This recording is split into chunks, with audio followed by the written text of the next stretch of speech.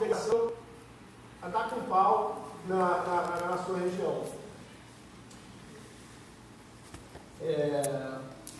E repara que se a gente faz obras de integração nas fronteiras, como os serviços, a parte do resultado dessas obras vai gerar valor, gerar comércio, uma parte do problema chamado problema da garantia estaria resolvido, porque órgãos brasileiros se beneficiam do aumento de receita. Então você poderia garantir algum desses apoios como aumento de receita que viriam para órgãos, para estados brasileiros. Algumas evidências de que atualmente o sistema não está funcionando. Tá? Primeiro, o BNDES nunca apoiou uma obra de integração feita na carteira do IRSA, por exemplo. O BNDES só apoiou obras em território nacional. Obras que não parecem tão ligadas à integração, como a hidrelétrica do Madeira ou o Rodoanel de São Paulo, estão na lista da IRSA. Supostamente, às vezes é difícil entender como elas foram para lá. Mas isso é muito grande, são 500 projetos. Então é difícil uma coisa escape em termos de integração.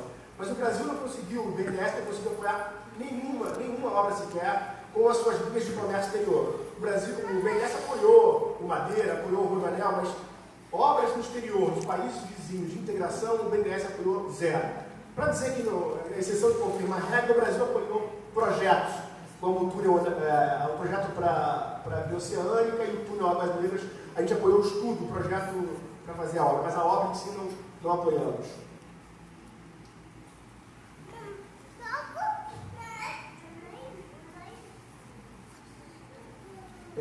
Se você fizer uma estimativa aqui, é fácil mostrar que se a velocidade das conclusões das obras do IRSA continuar como está, nós vamos levar 70 anos ou 100 anos para conseguir concluir tudo isso. Então, alguma coisa está muito errada nesse projeto.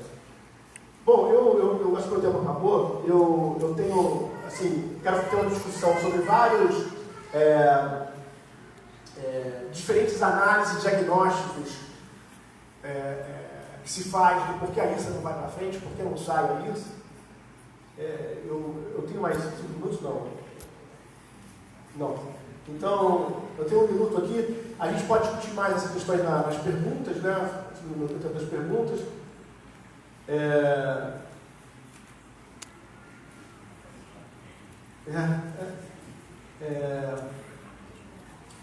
Dizem que, por exemplo,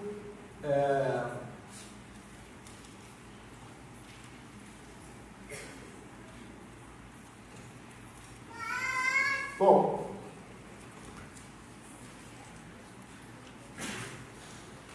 eu acho que não é difícil, em vez de passar por todas as visões, eu queria dizer o seguinte, que as razões não são difíceis também da gente chegar. Por que essas obras são difíceis de apoiar? Em primeiro lugar, elas ocorrem em regiões que são periféricas desses países.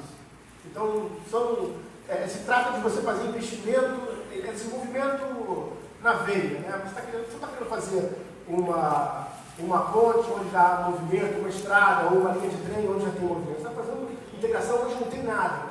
Por todas as razões históricas, esses países não têm relações econômicas perto das suas fronteiras. E eu tenho esse problema desse ciclo vicioso. Mas essas economias ficaram, nesses anos 80 e 90, pararam, o investimento público cai absurdamente, o investimento de infraestrutura cai muito. Existe toda uma demanda para projetos de infraestrutura urbana. Então, isso tudo dificulta que esses projetos saiam. Né? Para sair dessa situação, que serão projetos que tenham ligação com o Brasil. Projetos que, ao Brasil apoiar, ele também seria beneficiado por ele. O Brasil faz várias obras que estão no IRSA, internamente. A gente deveria focar nas obras que são complementares na região às obras que tocamos no Brasil. Eu acho que para essas obras seria possível você dar vantagem no financiamento, cobrar uma taxa menor promocional e, inclusive, financiar empresas, não só brasileiras, mas empresas regionais, para executar esses projetos. Tornar o apoio mais generoso do que tem sido até hoje. O Brasil apoia só os produtos que saem do Brasil.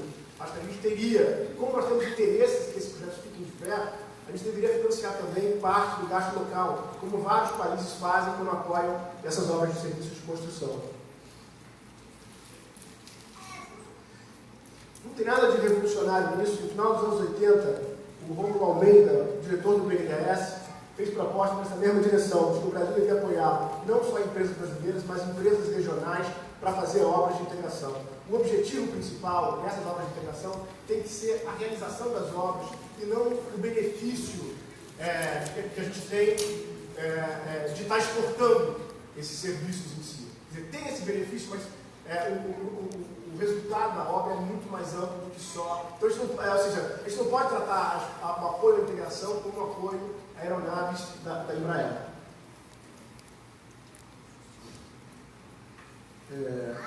Eu fiz aqui um estudo para mostrar da carteira prioritária do IRSA, né, que tem 12 projetos que cumprem essa função de que eles são fora do Brasil e são complementares a projetos que estão sendo tocados no Brasil. Então eu faço uma proposta de quais são esses projetos, de uma lista de projetos prioritários que vão ser examinados como uma forma de apoio prioritário.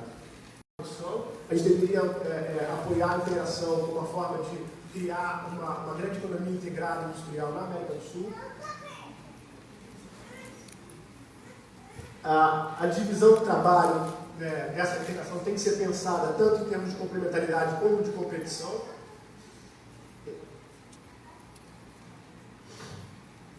E a ótica para esses países também teria que mudar. Né? Eu estou falando um recado muito para as pessoas que trabalham no BNDES. Quer dizer, a gente enfoca muito nesse apoio de exportação como se fosse vantagens de comércio como outra qualquer. Eu quero ter saldo positivo com os países da região. Não, eu acho que nesse apoio o que a gente tem que ter claro é que o mais importante não é ter superávit com os países da região, é ter um comércio. Muitas vezes a gente vai ter um comércio, inclusive, que pode ser de saldo total negativo para o Brasil, mas o Brasil tem como, por ser a economia industrial mais avançada da região, ele ficar com uma parte do comércio com uma produção que é mais nobre, bens de capital, bens com mais tecnologia, mas o foco não deveria ser no saldo superavitário com os países da região. E é lógico, para alcançar esse resultado, né, o papel do Estado é decisivo, o que envolve planejamento, envolve coordenação. Você não pode deixar isso simplesmente por conta do mercado. Se a gente pensar em integração como abrir as fronteiras, reduzir tarifas, ou mesmo fazer algumas infraestruturas e deixar o comércio rolar, acontecer, o resultado não vai ser positivo e os países da região vão se retrair. Então a gente precisa de um planejamento que garanta essas condições e que atraiam os países da região para perceber que eles têm ganhos ao se aproximar com o Brasil. Ou seja, um tratado de livre comércio com o Brasil tem que ser uma sinalização de que existe uma trajetória de desenvolvimento industrial para o país com que você está fazendo comércio.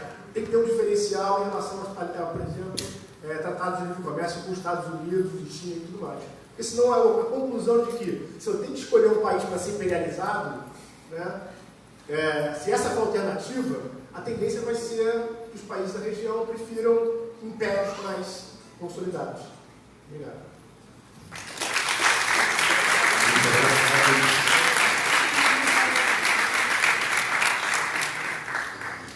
Muchísimas gracias, Artur. Le pasamos entonces la palabra a Mara Pasante, que continúa con la exposición.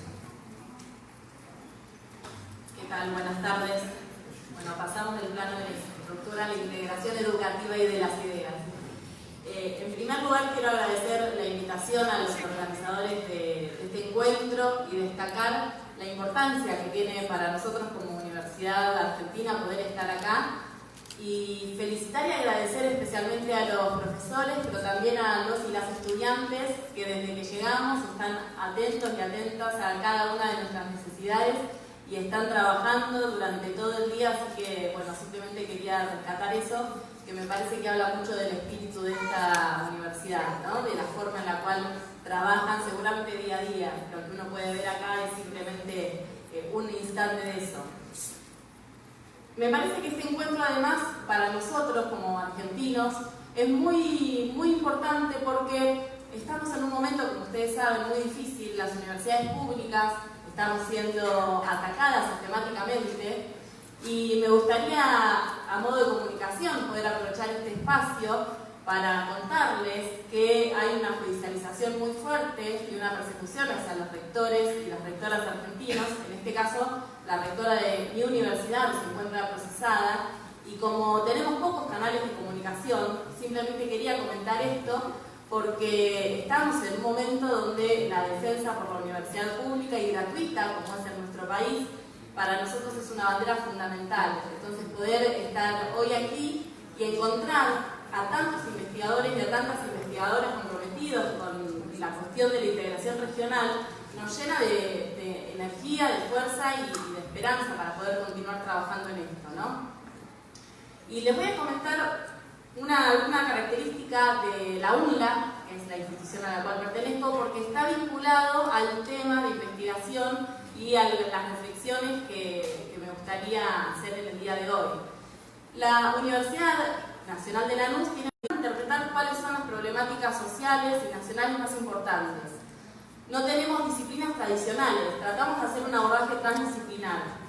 Entonces, en este sentido, el Centro Manuel Ugarte, que es donde yo trabajo, las ideas de la educación, en la problemática de la colonización cultural, de la colonización pedagógica, que consideramos que es central en pleno siglo XXI para poder avanzar hacia los procesos de integración. Entonces me gustaría reflexionar sobre estos dos ejes, la decolonización cultural y pedagógica vinculada a la integración. Un solo ejemplo, que podríamos dar miles, pero con un solo ejemplo creo que va a quedar claro hacia dónde estamos apuntando. Este año tenemos una agenda electoral en América Latina muy intensa y nosotros en la NU nos preguntábamos cuántos de nuestros estudiantes, por ejemplo, estaban al tanto y estaban siguiendo lo que pasaba en Colombia, lo que va a pasar el 1 de julio en México. Si vamos hacia la historia, pensadores y pensadoras leemos en las bibliografías de sus programas de estudio cuántos autores y autoras latinoamericanos hay. Por ejemplo, esta es una universidad que tiene una búsqueda muy particular, pero en el sistema educativo argentino les puedo asegurar que la bibliografía tiene todavía hoy una mirada absolutamente eurocéntrica y donde la construcción de los marcos teóricos propios es uno de los grandes desafíos, apenas antes que las Grecias propias, que no son más necesarias, como decía José Martí. Entonces, en este sentido, uno podría preguntarse, bueno, ¿y cuál es la importancia o por qué la trascendencia de estudiar los procesos de cómo se produce esta colonización cultural y cómo hacemos para deconstruirla? Y ahí me gustaría hacer una reflexión breve, porque es algo que ustedes estuvieron en el día de ayer, que se trabajó mucho, sobre una caracterización de la coyuntura. ¿Por qué hoy nos urge pensar la integración? ¿Y por qué hoy nos urge pensarnos desde el sur? Estamos en un momento que no es necesario aclararlo de franco retroceso de los gobiernos populares, y para poder analizar cuáles son las causas o cuáles fueron algunas de las dificultades que permiten entender nuestro presente, simplemente para mencionar algunas, podríamos retomar algunas de las cosas que se plantearon ayer. En el terreno, por ejemplo, socioeconómico, se habló mucho aquí de las dificultades que genera la extranjerización del aparato productivo, por un lado, de la reprimarización de nuestras economías, a pesar de todo el proceso de avance en otros aspectos como la distribución de una clave política, ¿sí?, vinculada a la dificultad de la articulación de los intereses del movimiento nacional, que es uno de los grandes problemas que en América Latina tenemos que considerar en la agenda del pensamiento nacional y del pensamiento latinoamericano, quienes conforman esta alianza que puede permitir y sostener los procesos de integración regional. Es imposible pensar una integración regional desde una lógica institucionalista. Sí, allá por el año 54, cuando Juan Domingo Perón, en sus discursos de la Escuela de Guerra, reflexionaba sobre la propuesta del ABC, él planteaba, tienen que ser los pueblos los que se integren, tienen que ser los estudiantes y los trabajadores Por ejemplo, desde ahí se impulsó la propuesta de la formación del Atlas, no el Atlas histórico que en un ratito lo voy a mencionar, que es un Atlas que hicimos en la universidad, sino la asociación justamente de todas las organizaciones gremiales latinoamericanas, ¿no? Entonces, en términos políticos, pensar en cada una de nuestras patrias chicas, como diría Arturo Jauregui, el pensador argentino, cuáles fueron las limitaciones en la construcción de estos movimientos. Y el último punto, y que es aquí donde me quiero detener, en términos culturales, ¿qué pasó con las transformaciones tecnocomunicacionales y la que tanto, que hoy por hoy hay que analizar y hay que estudiar la influencia que están teniendo en la construcción de las nuevas subjetividades y de las identidades? ¿Qué pasó por parte de los movimientos populares? ¿Cómo leyeron o no leyeron esa construcción y ese cambio cultural a partir de las nuevas tecnologías y de los cambios tecnocomunicacionales? Para poder plantear o para poder avanzar en este sentido, yo creo que hay dos hipótesis o dos líneas por lo menos para reflexionar en términos regionales, pero particularmente en el caso argentino. Me parece que a partir de lo que ocurrió en Argentina a partir del año 76 y en toda la región, a partir de lo que conocemos como el Plan Cóndor, el terrorismo de Estado, etcétera, etcétera, la implementación del neoliberalismo, generó en la sociedad unas consecuencias capilares mucho más profundas de lo que en algún momento nosotros mismos, como movimientos políticos, con posicionamientos nacionales, pudimos llegar a interpretar o a captar. Esto como primera cuestión. Una fragmentación del tejido social, una fragmentación en la concepción, ¿sí?, de la sociedad en cuanto a, bueno, ahí podríamos entrar en un debate más filosófico, ¿no?, de cómo pensamos la participación política como sujeto en la comunidad y en la sociedad, etc.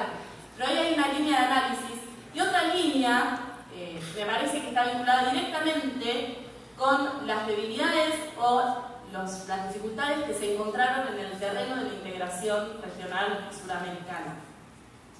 Porque existe una retórica, y existió una retórica muy fuerte de unidad latinoamericana, unidad suramericana. Ahora bien, cuando uno comienza a ir a los datos, ¿no?, infraestructura, datos, ¿sí?, en cada uno de los terrenos, cuando uno comienza a hablar con los especialistas que analizan cada uno de estos rasgos, se da cuenta que las dificultades y lo que se pudo avanzar, las dificultades fueron, que son enormes, y que lo que se pudo avanzar, claro está, es mucho menos de lo que se hubiese deseado. En el terreno educativo, por ejemplo el Mercosur educativo, yo hace unos años trabajé en el Ministerio de Educación en la evaluación de la calidad educativa, y todo lo vinculado al Mercosur educativo estaba planteado, salvo algunas excepciones en algunos programas de trabajo, desde una lógica tecnocrática, donde en realidad lo que se terminaba dirigiendo era si las evaluaciones PISA sí o no. No sé si acá hay gente vinculada a la educación, pero estas evaluaciones PISA que estandarizan, ¿sí?, etcétera, etcétera. Entonces, cuando nace la UNASUR, aparece una gran oportunidad histórica.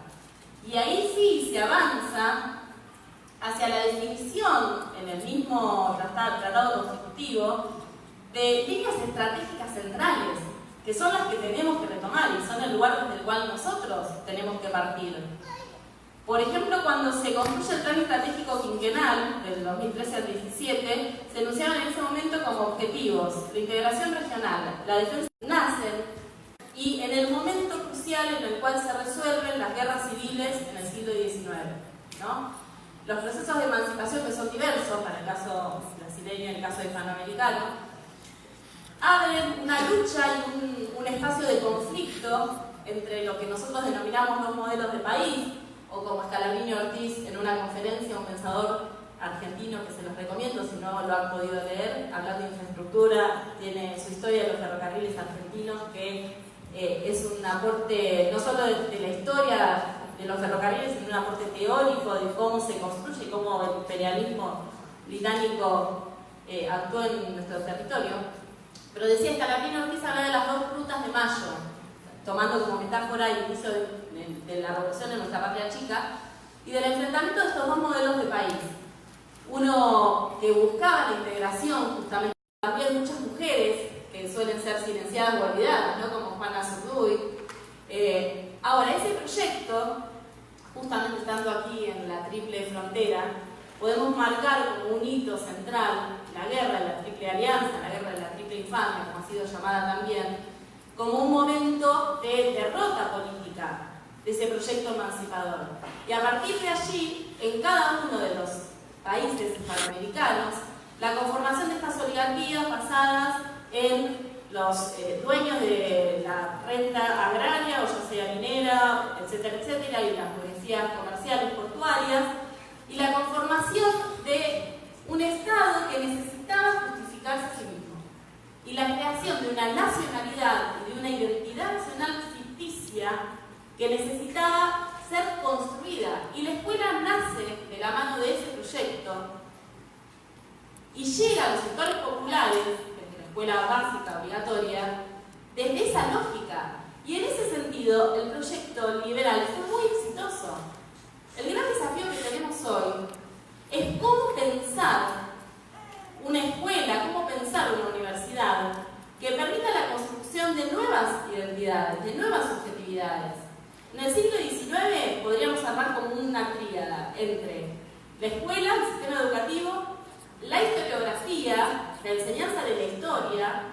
Hicimos un trabajo con algunos compañeros de análisis.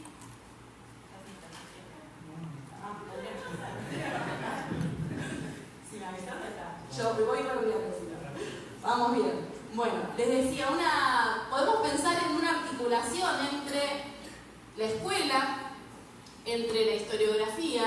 Hicimos un trabajo de análisis de manuales, ¿sí?, de uso en nivel secundario de los países de Sudamérica, y uno lo que se puede encontrar ahí, inclusive bueno, en el caso también brasileño, ustedes saben que una cosa es la currícula y otra cosa es lo que se enseña en las aulas, y aquí también se mezclan los intereses y la mercantilización. Y muchas veces la producción de los materiales y de las editoriales termina definiendo currícula. Por eso, además de ver la currícula, hay que analizar cuáles son los materiales. Bueno, uno ahí puede encontrar justamente que, por ejemplo, la guerra del Paraguay aparece planteada en el 90% de los textos escolares como una guerra internacional. Pensamos a la patria grande y la patria americana. La guerra del Paraguay fue un momento de un enfrentamiento civil que determinó luego la disolución de esa patria.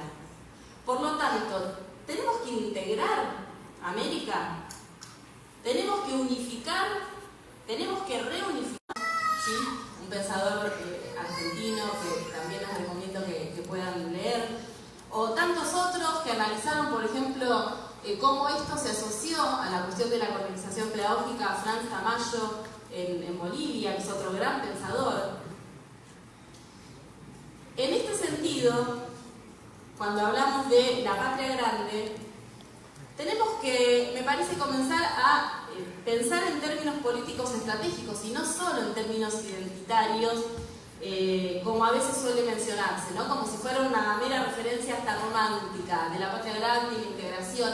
Hay que ponerle a esta categoría justamente un análisis político. Para ello me gustaría leerles una definición que hacía Manuel Ugarte, un argentino que es poco conocido, en 1922, cuando él decía: la expresión patria grande tiene dos significados. Geográficamente sirve para designar el conjunto de todas las repúblicas de tradición ibérica. Desde el punto de vista cultural, evoca dentro de cada una de las divisiones actuales la elevación de propósitos y la preocupación ampliamente nacionalista. Si deseamos conquistar para nuestro núcleo la más alta situación posible, tenemos que perseguir los dos empeños a la vez. La patria grande solo será el resultado de la patria grande en la vida cívica. Y luego sigue desarrollando, ¿sí?, algunos conceptos que vamos a ir sintetizando por cuestión de tiempo, pero donde él justamente lo que analiza es que es nacional sin la unidad. Y en este sentido, en el siglo XXI, y pensando en el rol de la universidad, creo que tenemos tres desafíos fundamentales. El primero, y dándole lugar en la academia a una historiografía latinoamericana, y por el último, apostar y tratar de aportar a la construcción de nuevas identidades que hoy por hoy son múltiples, porque la identidad de patria chica, después de 200 años de historia, y con esto ya voy concluyendo, no la vamos a reemplazar. Nadie va a dejar de ser.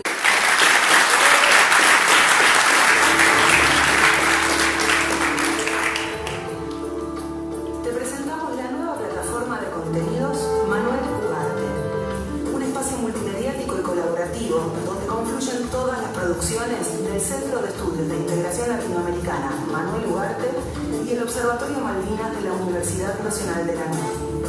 Porque América Latina necesita consolidar un proceso de integración que la libere de tutelas de cualquier orden, porque no se puede defender lo que no se ama y no se puede amar lo que no se conoce. Es que desarrollamos esta plataforma en permanente construcción, donde podrás ver y visitar las siguientes secciones. Sección 1. ¿Por qué Ugarte? Allí donde hay un territorio latinoamericano en peligro, allí está nuestra patria. Tal como nos alertaba Manuel Ugarte, en esta sección podrás navegar a través de reseñas e información sobre su pensamiento. Sección 2. América Latina.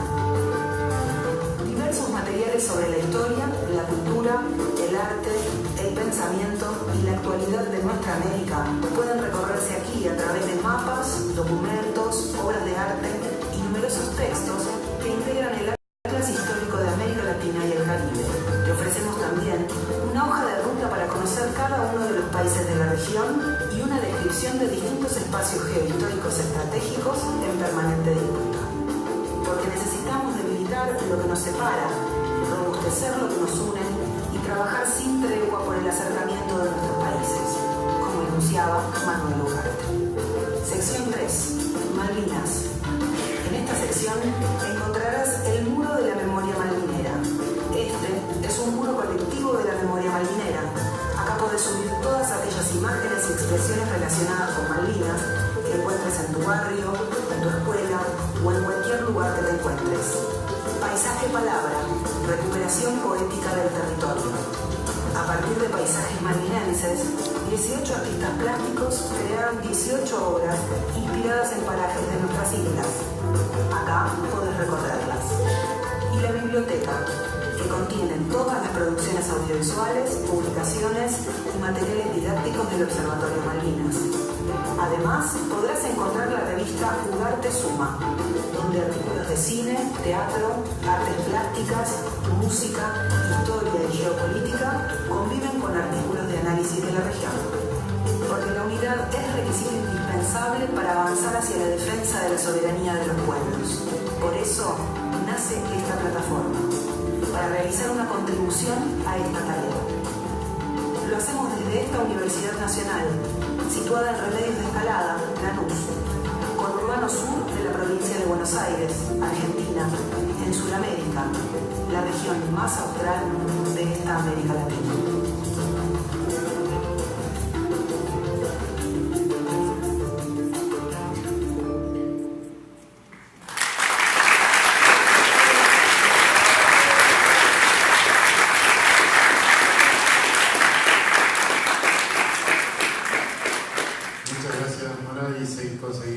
Seguimos con Paula Jiménez del CLAE. Bueno, buenas tardes. La verdad que impresionante el trabajo, Mara, felicitaciones. Es impresionante el trabajo que hacen los compañeros y las compañeras para recuperar la historia y son una base fundamental para todos los que nos formamos en el pensamiento nacional, así que muchas gracias por compartirlo. Y la posibilidad de venir a conocer esta universidad, que realmente es un hito en el sueño de la integración latinoamericana, en el sueño de Lula y de todos quienes la llevaron adelante. Después fue tomando su forma, dadas las consecuencias de la geopolítica, los movimientos de la política, pero realmente es algo muy bueno para mí poder conocer esta universidad y poder conocer sobre todo a los estudiantes, poder compartir estos días con ustedes y que tengan la posibilidad de estar formándose acá, realmente es un privilegio. No estuvo tan bueno ver el partido acá, esa no fue la mejor experiencia, tengo que confesarlo. Se rieron mucho de nosotros, así que... Pero fue una experiencia muy especial ver un partido en Brasil. Espero que nunca más vuelva a suceder. Bueno, yo voy a hablar un poquito, voy a tratar de retomar lo que han venido conversando los compañeros y también lo que se ha estado charlando ayer. La idea es poder pensar desde lo internacional, un poquito desde lo internacional, cuál es el escenario en el que nos encontramos, cómo nos encuentra a América Latina y después poder hacer algunas reflexiones respecto de América Latina, de la situación latinoamericana y de los desafíos para la integración. Tomo un poco lo que decía el compañero cuando iniciaba de lo que alcancé a entender, el tema de la desigualdad, ¿no? De la desigualdad en Brasil. Él hablaba de la profunda desigualdad que hay en Brasil y creo que esa desigualdad es mundial, se expresa a nivel mundial y se expresa en procesos de concentración cada vez mayores. Yo me anoté acá porque realmente es un espanto este dato del Instituto Federal Suizo de Investigación Tecnológica, que dice que 147 grupos económicos controlan más del 50% del sistema corporativo mundial y el 75% son intermediarios financieros. ¿Qué significa esto? Que el mundo hoy está funcionando a través del capital improductivo. ¿Qué significa eso? Que si el sistema capitalista fundamentalmente se maneja a través del capital improductivo, hay un montón de gente que no está trabajando y que no está teniendo su salario. Hay un montón de gente que se está quedando afuera del sistema. Cada vez hay más pobres en el mundo, cada vez hay más desigualdad en el mundo y esto realmente es un dato alarmante y preocupante del cual América Latina no está exento. No estuvo nunca exento porque en realidad nacimos, nos consolidamos como un país dependiente. Después de haber perdido en el intento de la independencia, nos consolidamos como un país dependiente, pero los niveles de desigualdad que se están viviendo hoy son tremendos. No solo eso, sino que cada vez son menos los dueños del mundo y se matan entre ellos. No solo para seguir apropiándose de la riqueza.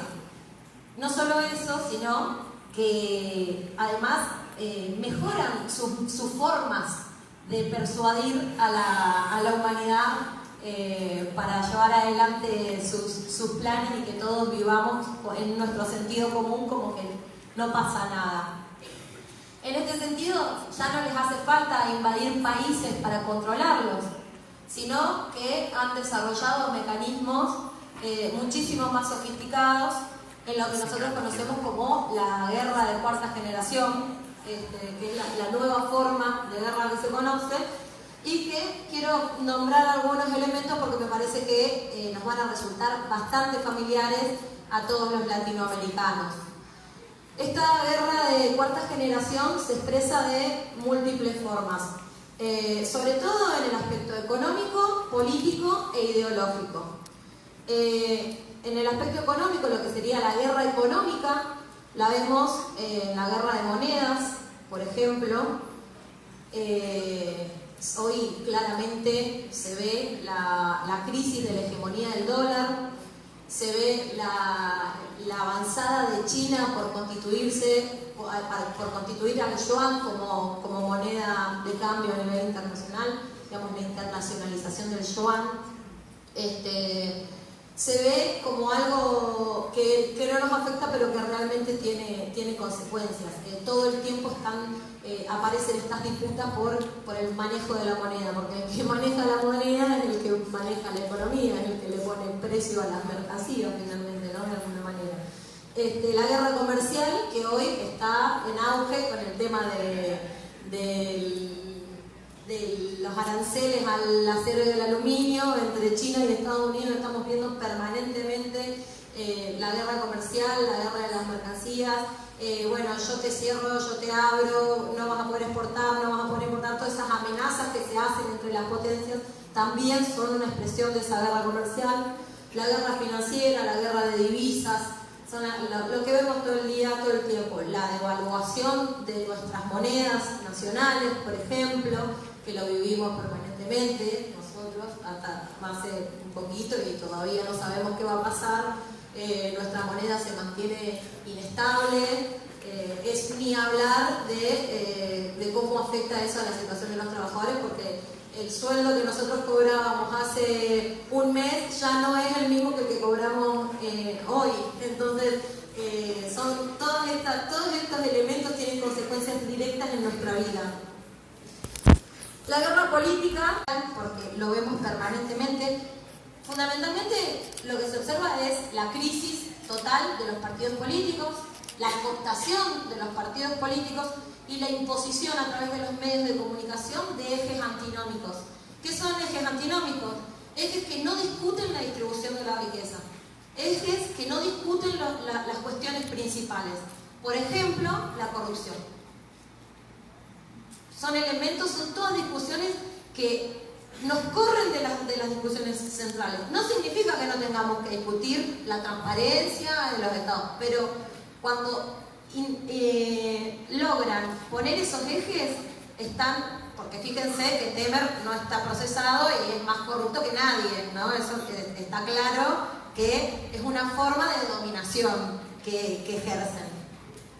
La judicialización, por ejemplo, ese también es un elemento que lo estamos viendo, bueno, ni hablar en Brasil, lo que pasó con Dilma, todo el golpe de mano que fue la destitución de Dilma a través del caso, de todo lo que fue el desparramo de Odebrecht, de Petrobras y demás. Nosotros en Argentina también lo estamos viendo. Y con eso estigmatizan a nuestros políticos, a nuestros representantes, que tienen años de historia y años de lucha, y les ponen un caso por un papelito, como pasa con Lula, con el tema del departamento, y lo tienen en la cárcel y no podemos tener un candidato. O sea, son cosas que son de gravedad y son estrategias muy sofisticadas, porque no les hizo falta hacer nada que trabajarnos acá, que es lo que están aprendiendo a hacer cada vez mejor. Que esa es la tercer tipo de guerra, que es la guerra ideológica. La guerra de la información, el soft power, el manejo y el control hegemónico de los medios de comunicación, la publicidad, la propaganda, las redes sociales, todo el manejo de la conciencia y la imposición de una matriz de consumo totalmente desnacionalizada, que no tiene ningún tipo de identidad nacional ni popular, donde generan falsas aspiraciones respecto de nuestro futuro. De hecho, en el caso de los profesionales, sucede que pareciera que tener un título universitario fuera a ser la garantía, vas a ser Bill Gates, y después resulta que tenés el título universitario y sos un trabajador precarizado, ¿no? Entonces te generan expectativas que realmente después no terminan coincidiendo, y uno, por ser profesional, cree que tiene un estatus y en realidad es un trabajador precarizado, ¿no? Entonces, ¿cuántas cosas en nuestro sentido común aparecen que repetimos y que tienen que ver con esta forma de dominación ideológica? En el caso latinoamericano, quería remarcar estos tres ejemplos de guerra, porque no son en Siria, digamos, porque viste que nosotros nos dicen guerra y decimos, no, Siria, no, sí, es una forma, es la última que usan, si la tienen que usar, la van a usar, ¿no? Ya estamos viendo cómo en Venezuela se empieza a generar un escenario bélico y cómo empezamos se empieza a poner en tensión la discusión de la América Latina un territorio de paz, y eso me parece que es algo que lo tenemos que sostener muy firme como una bandera, porque un escenario bélico es un camino de ida y es lo más peligroso que le puede pasar al pueblo, porque no tenemos herramientas para defendernos. Siempre la sangre que va a correr va a ser la sangre del pueblo, entonces es fundamental. Pero no estamos exentos de otros tipos de guerra, y eso es lo que está pasando aquí en América Latina. América Latina es un territorio geopolíticamente estratégico, ni hablar, en el lugar donde estamos, el Amazonas, la selva, los recursos naturales estratégicos, minerales, recursos naturales que son fundamentales para la existencia del sistema capitalista. Entonces, para ellos, digamos, para todo lo que serían estos 147 que les dije, y para todos los demás que no están, controlar los recursos naturales es algo fundamental. Entonces, cualquier intento de progresismo, de populismo, que quiera ir por la soberanía de los recursos naturales, obviamente de alguna manera u otra va a ser asfixiado, y es por eso que hoy estamos viviendo una contraofensiva. El viento de cola que vivimos, que fueron los hermosos años de Lula, de Néstor Kirchner, de Chávez, no fueron porque nacieron iluminados que vinieron a decirnos, porque surgieron líderes populares, no. En realidad tiene que ver con cuestiones geopolíticas. El mundo en ese momento venía de un proceso de crisis hegemónica, subió el precio de los commodities, nosotros éramos productores de commodities, entonces nos empezó a ir bien. Nos empezó a ir bien y eso empezó a generar condiciones, se fortalecieron los sectores industrialistas, se fortalecieron otras alianzas, hubo victorias electorales y se pudo empezar a discutir un proyecto político que tenía que ver con la soberanía, pero también tenía que ver con otras cosas. Estaba en disputa. Yo creo que ni Brasil ni Argentina, el ejemplo venezolano o boliviano para ahí son otra cosa, pero eran la promesa de la revolución. No, estaba en disputa, estaba todo en disputa. Era un proceso de industrialización, de soberanía, como el ejemplo de la UNINA, como este es un ejemplo de ese proyecto, pero también estaban los paulistas, estaban las multinacionales, estaban las mineras, todos esos que también estaban disputando. Eso fue generando condiciones de integración regional. Nosotros tuvimos la experiencia de lo que fue a UNASUR, lo que fue la CELAC, digamos que tenían contenidos, eran grandes proyectos, pero que finalmente en la práctica tuvieron grandes deficiencias, ¿no? Yo me pregunto, ¿qué pasó con el Banco del Sur? ¿Qué pasó con el Ejército del Sur? ¿Qué pasó con cosas tan simples que hablamos con la homologación de los títulos a nivel latinoamericano? Con cuestiones que eran básicas, que iban a hacer a que podamos incluso circular las cuestiones migratorias. O sea, no se terminó de saldar. Había un montón de cosas que estaban como en el sueño y en la propuesta y que terminaron quedando truncas. Entonces, también a la hora de reflexionar acerca de los proyectos políticos integracionistas o progresistas, hay que pensar también cómo se construyen las relaciones de fuerza necesarias para que esos proyectos, que son un sueño, que alguien lo pone allá adelante, se concreten. Porque cuando estaban las condiciones no se terminó de tomar la decisión por cuestiones particulares, porque Brasil tenía su situación particular, tenía su banco de desarrollo, tenía todo lo que queramos explicar, lo podemos explicar, pero la cuestión es que no se terminó de consolidar ese proceso de integración. Entonces, hoy nos encontramos en una situación de contraofensiva, en una situación en la que hubo una avanzada de los sectores concentrados a través de la judicialización, a través de las campañas sucias, a través de la destitución, como pasó en el caso de Brasil, y hoy, Mara recién decía, se fueron 5 países de la UNASUR, ya Macri ya firmó hace un tiempo la adhesión para participar de la Alianza del Pacífico, el Mercosur está entrampado en firmar un acuerdo de libre comercio con Europa que es totalmente perjudicial a la soberanía de los pueblos. Entonces, cambio. Nos estamos encontrando en esta situación. Entonces, como ya veo que están diciendo que viene el cartelito de los 5 minutos, ¿no?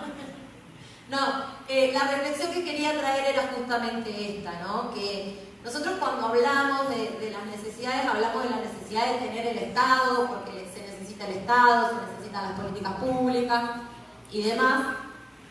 El problema es que cuando tuvimos el Estado, cuando tenemos el Estado, tenemos que tener las condiciones para llevar adelante las políticas de integración en este caso, las políticas de inclusión y todo lo que necesitamos. ¿Cómo se construyen esas condiciones? Esa es la pregunta que me parece que tenemos que hacer como estudiantes profesionales. Bueno, está bien, no hablo más. No, y en ese sentido poder pensar los desafíos hacia adelante, poder empezar a entender que la verdadera integración es esta. Esta es la verdadera integración, donde podemos empezar a discutir, donde podemos empezar a poner en lo académico, en lo político, en las distintas organizaciones, en los distintos espacios, desde la base empezar a confluir y empezar a construir programas que nos organicen y que nos permitan armar plataformas, avanzar, para no depender de las burocracias de los partidos políticos, para no depender de los funcionarios que ya vienen con esquemas sesgados de hace muchos años. Realmente, como futuros profesionales, como cuadros técnicos, como cuadros políticos, es fundamental entender que la integración no es una tarea que está allá adelante, que la va a hacer alguien, sino que es una tarea que la tenemos que construir desde el lugar en el que estamos y la tenemos que construir articuladamente, y que es patrón de consumo para el desarrollo sustentable en lo económico, en lo social y en lo ambiental. Un nuevo patrón de consumo, porque el patrón de consumo que tenemos es que más otros patrones que nos organicen y que tejan red. Ya casi estoy terminando, así que no, pero fundamentalmente yo quería quedarme con esta idea, ¿no? Con la idea de la responsabilidad, del protagonismo que tenemos como actores sociales y como actores políticos. No tiene ningún sentido debatir, escribir, hablar si no entendemos que el momento político que está viviendo Latinoamérica es un momento de crisis y por ende es un momento de oportunidad. Esa oportunidad histórica depende de cómo nosotros podamos comprometernos con esa tarea. Para poder transitar de la fragmentación a la integración y de la integración al protagonismo, que me parece que esa es la tarea que tenemos que asumir cada uno de nosotros, sobre todo la juventud. Muchas gracias.